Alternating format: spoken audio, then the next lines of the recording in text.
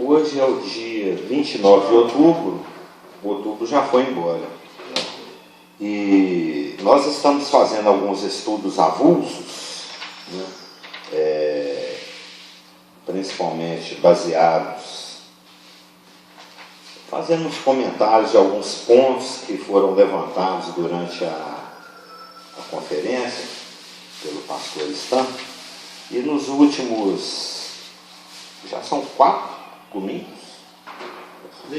Já tem um mês que ele esteve aqui já? Um mês da conferência, caramba, hein? E nesses estudos avulsos, nós já falamos a respeito da palavra de Deus, por 2 domingos. Nós falamos a respeito da importância da palavra, de como a palavra de Deus é viva, né? As palavras que eu vos digo são espírito, são vida.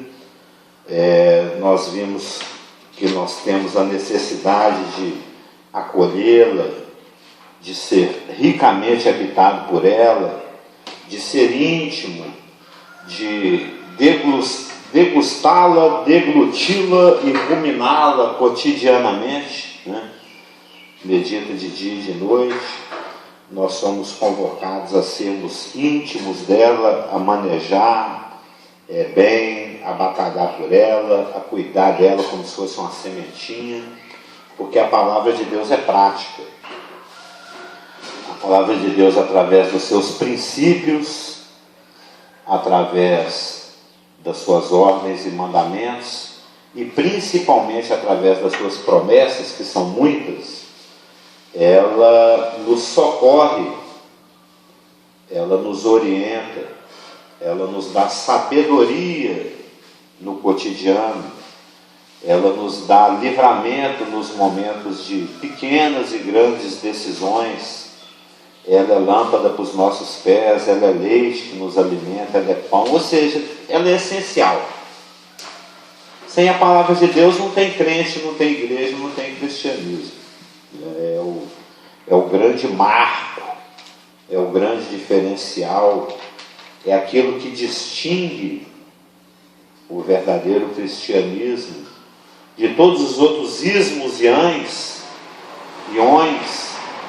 é a palavra de Deus, que é viva, que é eterna, que sobrevive a tudo, a todos, aos séculos, e que é prática, porque ela muda as vidas das pessoas. Ela mudou a minha, ela mudou a de cada um aqui.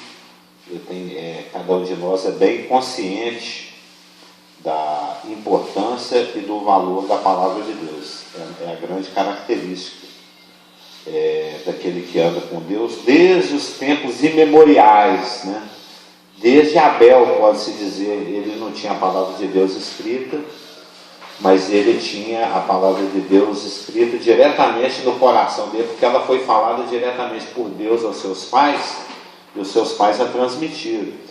Então, naquela época, as pessoas ainda não tinham a palavra de Deus por escrito, em papel, mas tinha a palavra de Deus escrita no coração, que é o objetivo final. Ela passa pelo papel para depois chegar no nosso coração.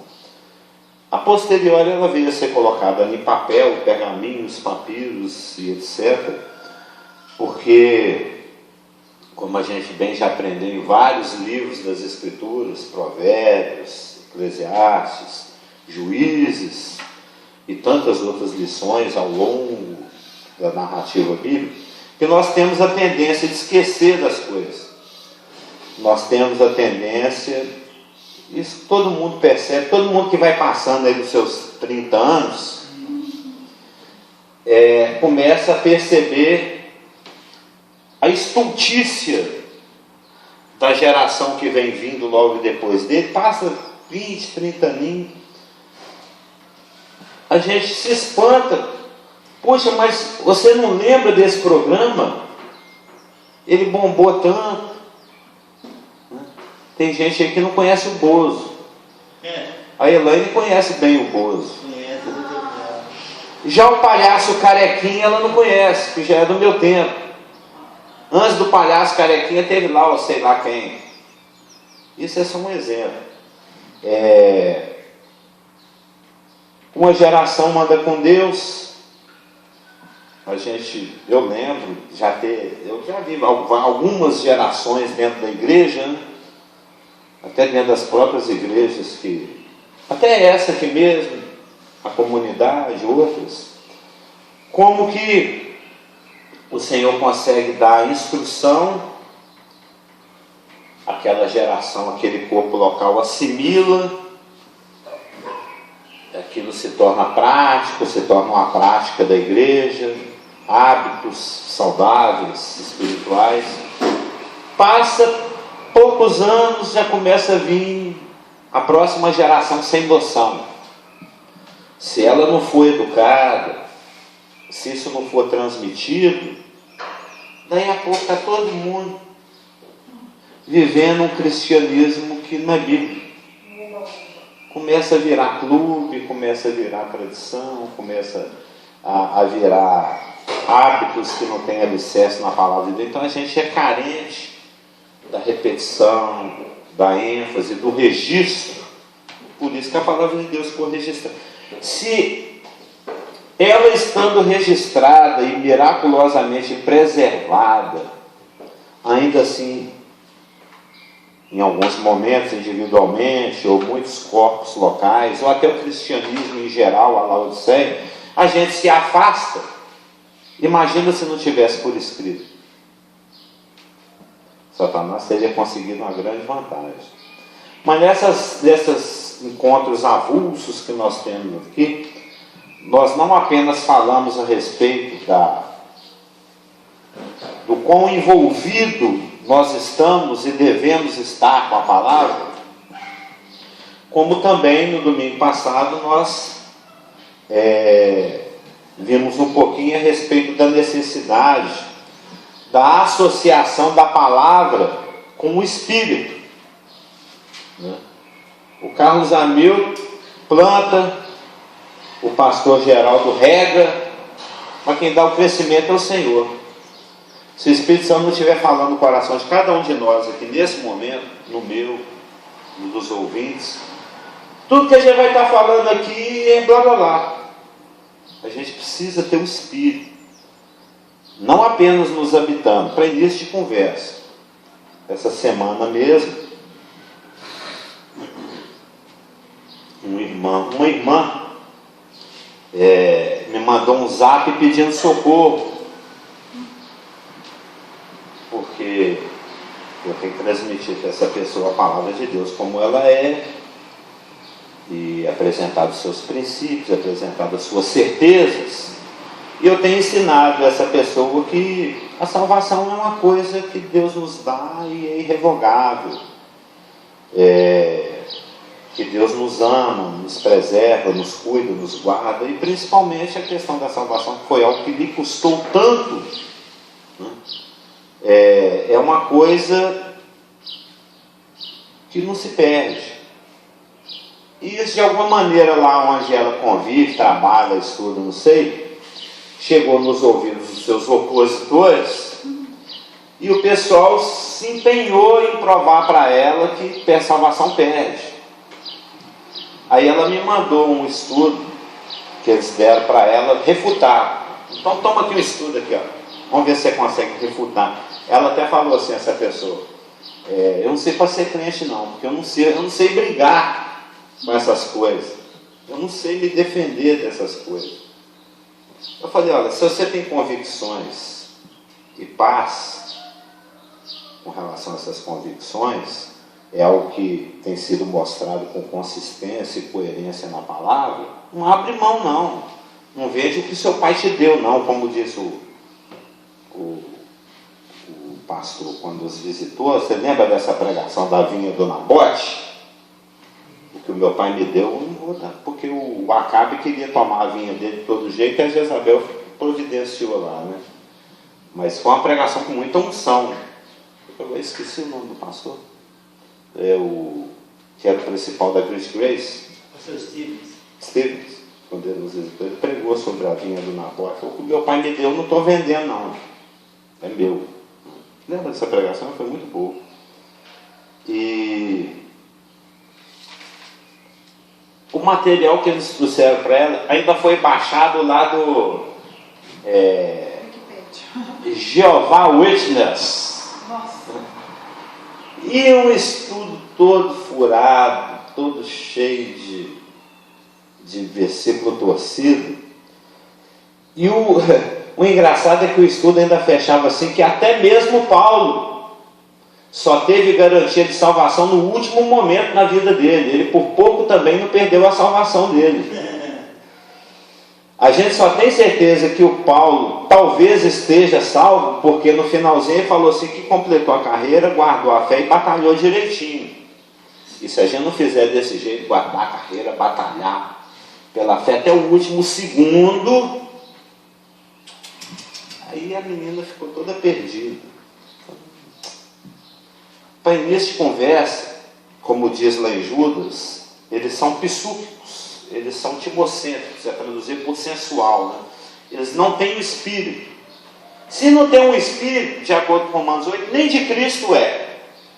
Está falando de acordo com o entendimento humano, com a lógica humana, com a tradição humana, não tem autoridade. Não tem autoridade espiritual. Então não esquenta a cabeça desse pessoal, não. Fica firme na sua firmeza. É preferível você ter uma clareza e uma convicção.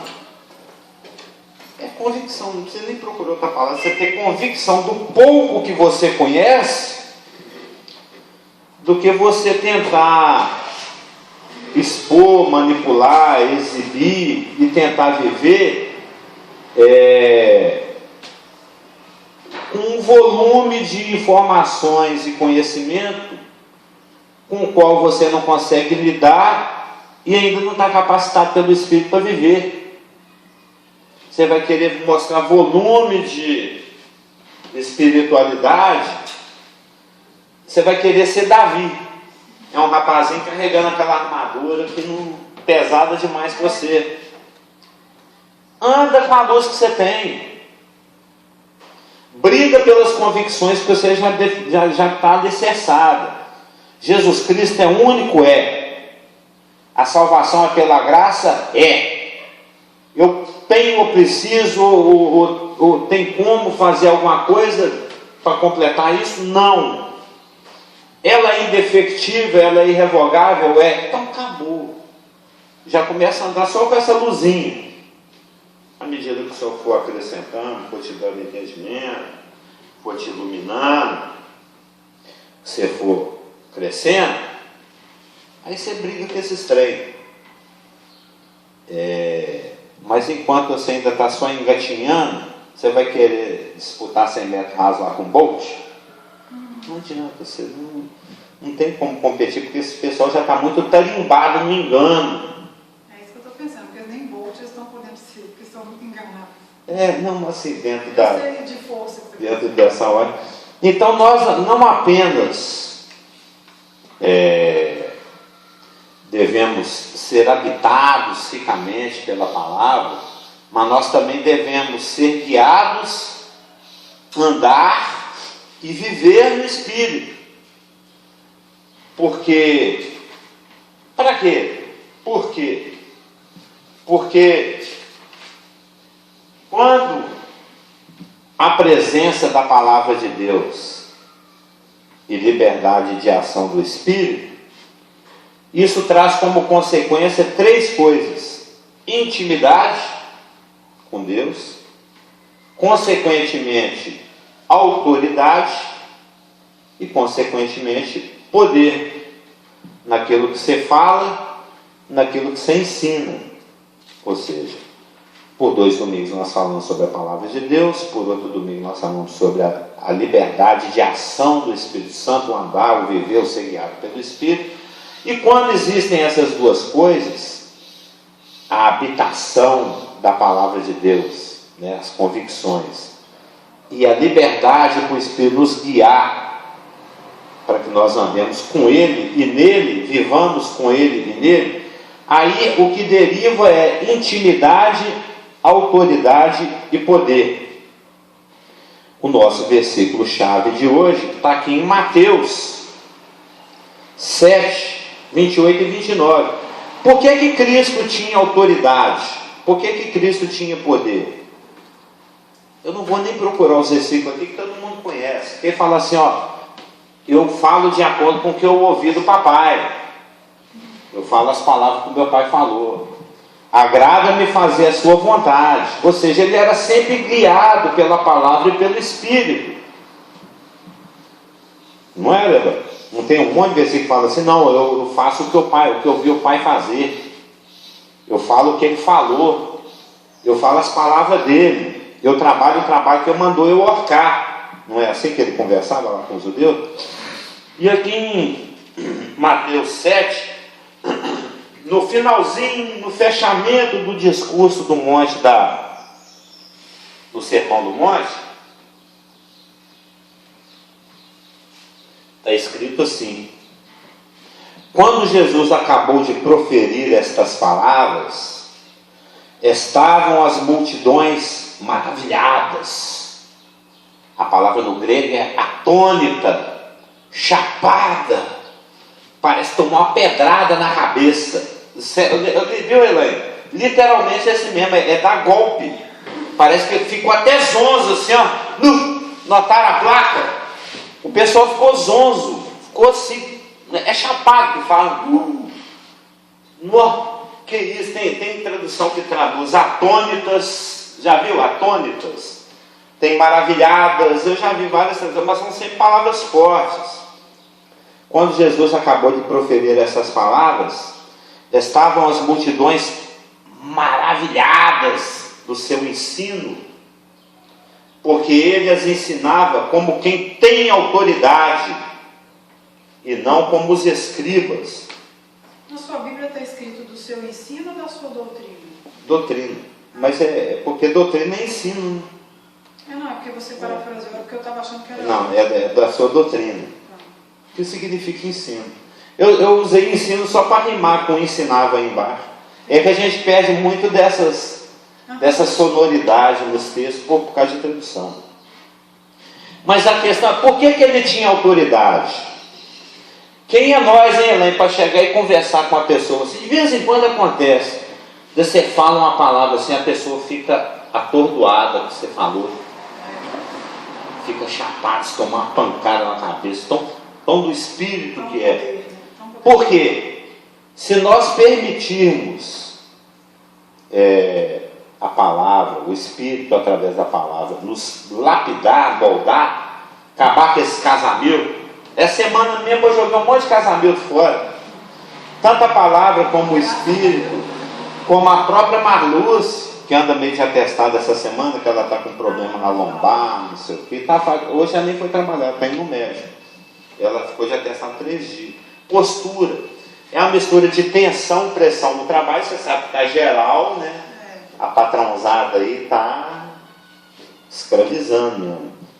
E tem gente suicidando. Não pode nem falar o nome da empresa, né? Mas tem gente lá suicidando, indo para o hospital, ficando doida. Está de pressão. Eles aumentam muito a meta, né? Sim, pressão, diminui os recursos, aumenta as metas e as coisas trabalhistas, estão descontando tudo que pode. Não, está horrível. Está trabalhando muito mais e ganhando muito menos. Ainda correndo risco de perder emprego. Que é o que ninguém quer. Não é correndo isso. Sob a ameaça de que quem não bater, eles vão passar a régua, não vão limpar. Mas é outra história. É muita pressão, né? Não, eu compro também. Eu trabalho com obra. Eu e o André, nós estamos acompanhando obra lá no Dom Cabral. Eu sei que eu convivo com vendedores a semana inteira. Me ajuda isso, eu estou precisando vender. Os caras fazendo de tudo para você comprar. Porque está todo mundo desesperado, correndo atrás. Mas, aí eu andei jogando um monte de casamento fora essa semana, aí, usando muita lâmpadazinha do painel. Quando eu vejo que eu estou nervoso demais, xingando demais, impaciente demais, luzinha no painel. Hoje o ponto que nós estamos explorando, que o pastor, essa questão da autoridade espiritual, eu estou pegando principalmente numa sequência de raciocínio que ele fez, eu não sei se foi na sexta em que ele falou que a gente não tem que trazer as pessoas para a igreja, não. A gente tem que ser a igreja que vai até as pessoas. Você lembra que ele falou isso? Porque que vai gerar o desejo da pessoa vir para a igreja. A gente tem que ser a palavra viva. A gente tem que ser a igreja assim. Quando chega um crente, chega o louvor e chega a pregação tudo junto. E chega a escola dominical também. Você tem que estar ali só para ministrar graça. Crítica, esses trem, só se o Espírito conduz e permite, como Cristo algumas repreendia quando era necessário. Mas por que Cristo tinha autoridade? Porque ele era obediente. Por que ele tinha poder? Porque ele tinha intimidade. Porque a obediência leva à autoridade. E a intimidade com Deus leva ao poder naquilo que você faz e fala. Quando você vai... E como é que a gente alcança isso? Quando você vai em Salmo 32, 2, a palavra fala que o Senhor se agrada, Ele tem prazer, e é bem-aventurado aquele em cujo espírito não há engano. Espírito e coração na Bíblia é a mesma coisa. Qual que é o Salmo? 32, 2. A gente sabe, através de Provérbios 12, 20, que o engano no espírito ou no coração é você permitir o mal, é você ficar maquinando mal. Então uma das primeiras coisas começou a fazer camadinha de poeira, limpa. O coração está embaçado, desembaça, dá uma polidinha nele. Não deixa ficar juntando porcaria nele não, porque primeiro que a gente já é um imã para porcaria. Nosso coração, ele tem uma certa eletricidade estática e espiritual, que tudo quanto é plástico, papelzinho, porcaria de pecado que passa perto, a gente chama. A gente tem uma tendência de gostar dessas coisas. Então tem uma necessidade de ficar brigando contra isso. Agora, o que eu estou querendo mesmo, que é um dos versículos aqui dentro de obediência leva a autoridade, intimidade leva a poder. Agora eu vou mostrar uns 4 ou 5 versículos aqui para provar isso, tá, Elaine? Está aqui em Provérbios 3,32, que eu amo, que diz o seguinte, porque o Senhor abomina o perverso, mas os sinceros, aqui é traduzido reto, tá, mas o sentido no hebraico é sincero. Mas aos sinceros, ele trata com intimidade. É a galera que está sempre vigiando o coração. Deus está de olho sempre nisso, Elaine. Você sabe o que Deus está de olho? Não é se você quebra as coisas, se você desvia, se você come o que não precisava, faz o que não devia, isso também conta. Mas isso é a consequência. O que Deus está sempre olhando, vigiando, é se você está vigiando o seu coração. A gente precisa estar vigiando esse trem o tempo todo. E quando existe um policiamento do coração, um policiamento do espírito, você fica atento, esperto, para ver se não está entrando raposinha. Opa, tem serpente aqui no meu Éden, enxote esse trem. Corta essa cobra daqui. Quero cobra no meu jardim, não. Quando você fica atento a essas coisas, você está sendo sincero de acordo com a palavra. Aí Deus começa a te tratar com intimidade. Você está tendo o zelo que Ele tem. Você está entendendo o raciocínio? O sincero, ele trata com intimidade. E uma vez que você é íntimo de Deus, você começa a manifestar poder e autoridade. Era o que Cristo transmitia. Salmo 51, 6 fala: amas a verdade no íntimo. Esse é o nosso assunto. E no oculto me fazes conhecer a sabedoria. Esse fala no Salmo 51, 6. No Salmo 25, 14, fala que o segredo do Senhor é com aqueles que o temem. Eita, esse versículo bonito, hein? E em Provérbios 4, 21, fala: guarda-as, as palavras, não é a palavra de Deus, guarda-as no íntimo do teu coração. Filho meu, atenta, inclina os teus ouvidos. Até desenhei um megafone aqui, olha aqui para você ver que bonitinho. Megafone.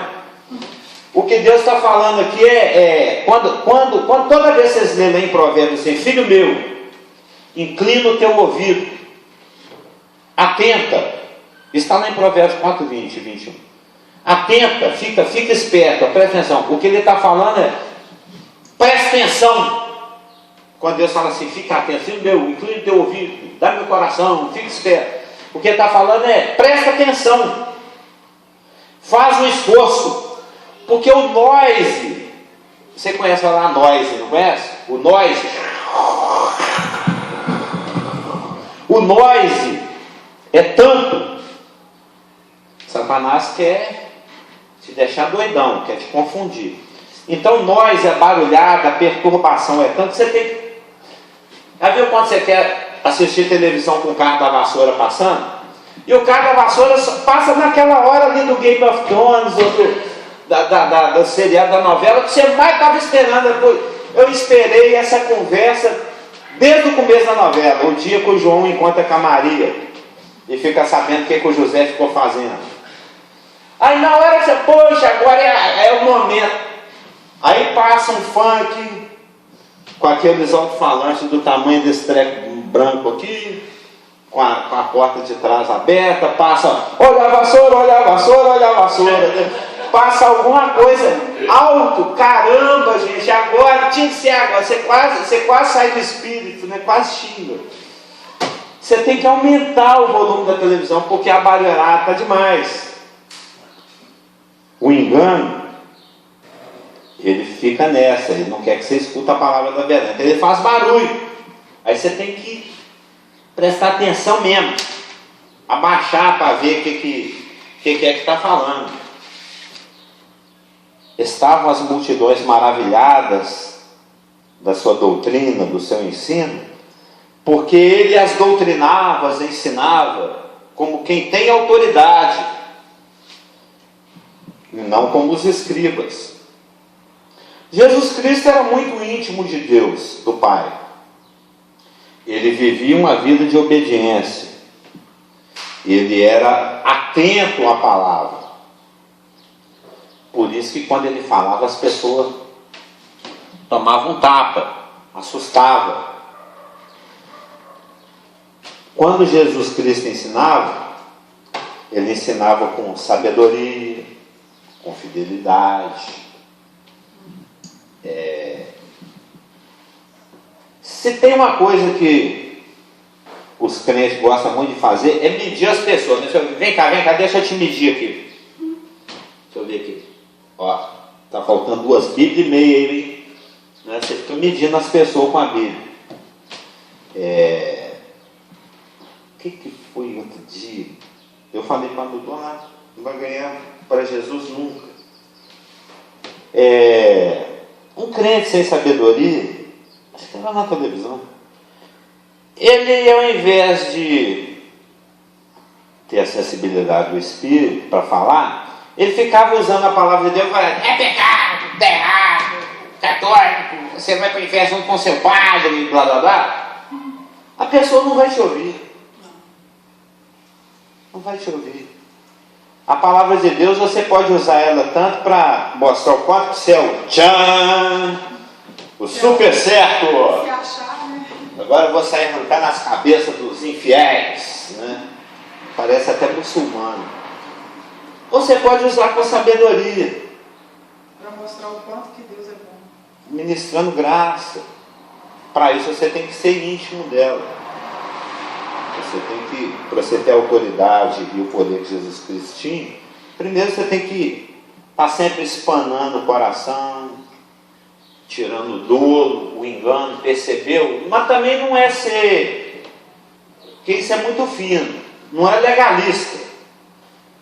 É o que o Espírito te dá o toque. Que às vezes o Espírito Santo fala assim, me desagrada essa lâmpada aqui, por exemplo. Então beleza, aí você sai quebrando todas as lâmpadas na casa. Eu falei, essa lâmpada. Eu não falei. Que às vezes o Espírito Santo te dá um toque a respeito de alguma coisa, aí você vira o super zeloso, não apenas faz o que o Espírito te deu toque, como você ultrapassa o que o Espírito Santo faz. Né? Não precisa lavar seu pé, não dá banho, então. Não. Você não apenas quer tomar banho, como você quer aproveitar para lavar todo mundo o quarteirão também, para todo mundo ficar limpinho assim como eu sou limpinho. Então, quando eu você contaminar. Mas as multidões se espantavam com o Senhor, sabe por causa de quê? Porque as palavras dele eram profundamente simples. Profundamente simples. Eles se espantavam com a profundidade e a sinceridade com que o Senhor falava, expunha, explicava e comparava. Assim, eu não sei se isso é mineirês, mas vamos dizer assim, que ele falava com conhecimento de causa. Isso é coisa de mineiro, será? Falar com conhecimento de causa. Não, acho que é uma expressão mesmo. Ele sabia do que ele estava falando. Ele sabia medir as coisas. Ele tinha intimidade com o texto. Intimidade com o texto. Algo semelhante nos é exortado a fazer aqui em 1 Pedro 3,15. Então, foi um dos primeiros versículos que eu conheci na Bíblia, na verdade. Eu achei ele muito interessante. 1 Pedro 3,15.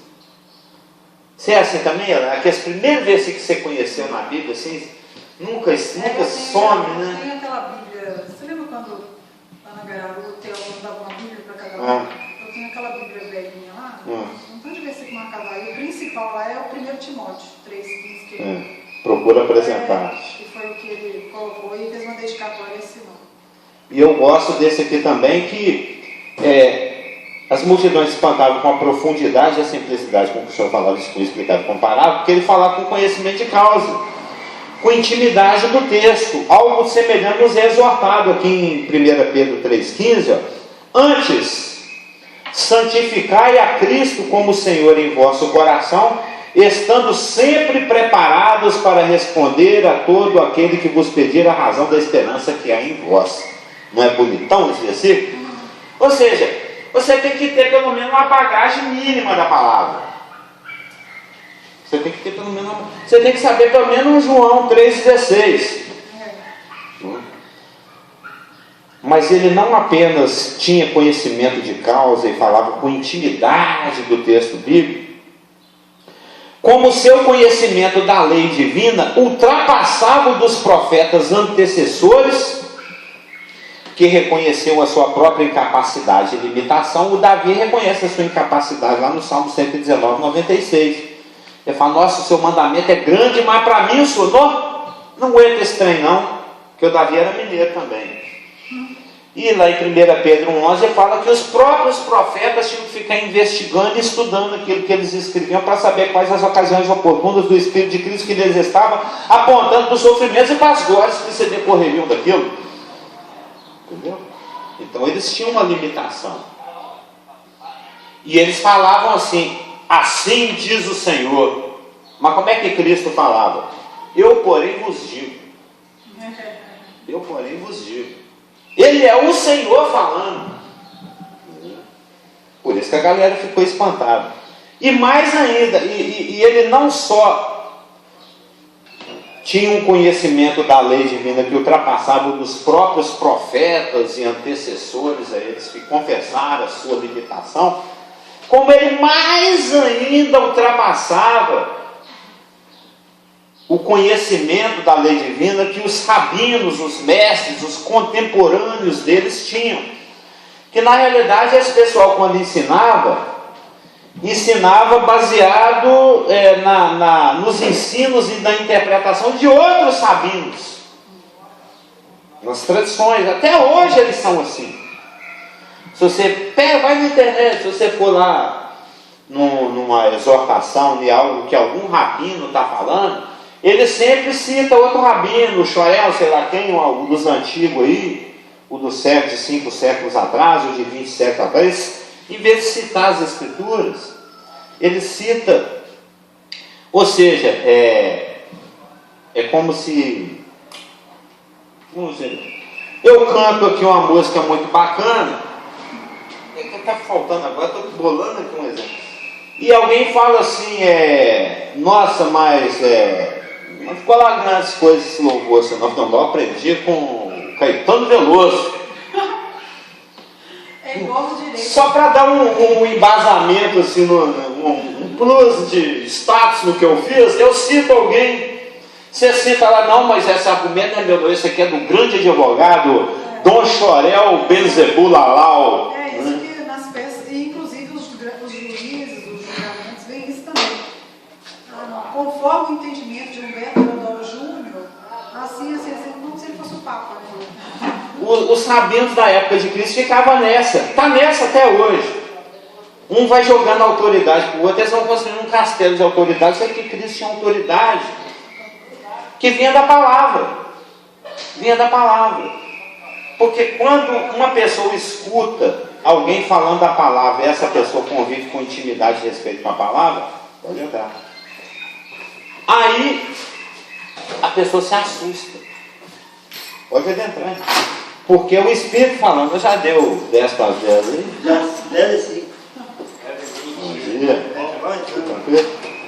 Só para fechar aqui, as suas ilustrações eram tão fáceis, tão familiares, tão convincentes, que qualquer um que tivesse aberto, com sinceridade, aquelas convicções, era obrigado a concordar com ele. Quando você é sincero e você realmente está a fim de aprender e escuta um argumento, mesmo que ele não seja exatamente o que você queria ouvir, mas pela convicção que a palavra dá e o Espírito traz através da palavra, você tem que dar o braço a torcer. Mesmo porque Jesus, ele nunca se debruçava em assuntos inúteis, não editáveis, assuntos periféricos. Ele sempre investia em assuntos de grande importância, os essenciais. Então, como diz o pastor Geraldo, se você vai falar abobrinha, é preciso você ficar calado. Se você for falar, fala pelo Espírito. E fala de acordo com a palavra. E mais ainda, com fidelidade. Que o Senhor era fiel à palavra. Ele não falava o que as pessoas queriam ouvir. Ele não lisonjeava as pessoas com um discurso político espiritualmente corretos. Ele falava o que o Espírito Santo tinha para falar. E nas repreensões que ele fazia, não poupava ninguém não. Podia ser do pequenininho, pobre, até o grandão, cheio de status, cheio de condecorações espirituais, judaicas. A palavra que eu tenho para falar é essa. Então, desde que nós tenhamos um coração sincero, a gente policia se não está rolando um dolo lá no nosso coração. E nós venhamos a investir na palavra com dedicação e nos disponibilizarmos para a ação do Espírito Santo, nos guiar e viver conosco, nós nele, ele em nós, etc., através da palavra, aquilo que a gente fala e ensina e faz vai ter autoridade, vai causar impacto nas pessoas, que é o que o pastor Stan falou. A gente não traz as pessoas para a igreja, a gente, sendo igreja, vai até a pessoa. É lógico que se uma pessoa visita a igreja, escuta a pregação, nasce novo, é bacana. Mas o melhor ainda é você sair pipocando um novo nascimento por aí, com tanta autoridade e poder, de tanta obediência e intimidade com Deus. Amém? Não é melhor? Podemos encerrar? Já deu 10 para as 10 aí. Pastor Geraldo, sair daqui, filho, eu vou até... se não voltar, eu fico até meio-dia. Quando vocês viajaram, vocês largaram a mão na minha igreja, a escola dominical tinha 1h30. 2 horas. Eu perguntei ao Marcelo, o Lulu, o Rafael, você quer que pare agora? Não, vamos ir. Isso era lá no Arceburgo, lembra? Lá no Arceburgo. Podemos orar? Podemos. Paizinho amado e querido, somos gratos em nome de Jesus Cristo por nos reunir aqui, por nos dar a graça de estarmos de pé na Tua presença.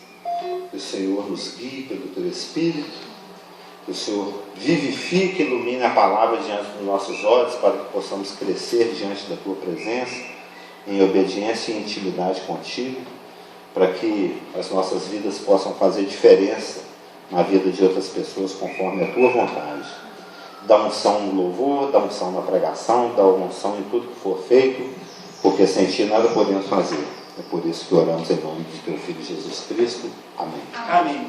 2 minutos de intervalo. Você viu que eu já fiz esse programa, né? Você não precisa Eu tive que colocar as músicas, porque só tinha 3 músicas. E aí eu mudei as músicas.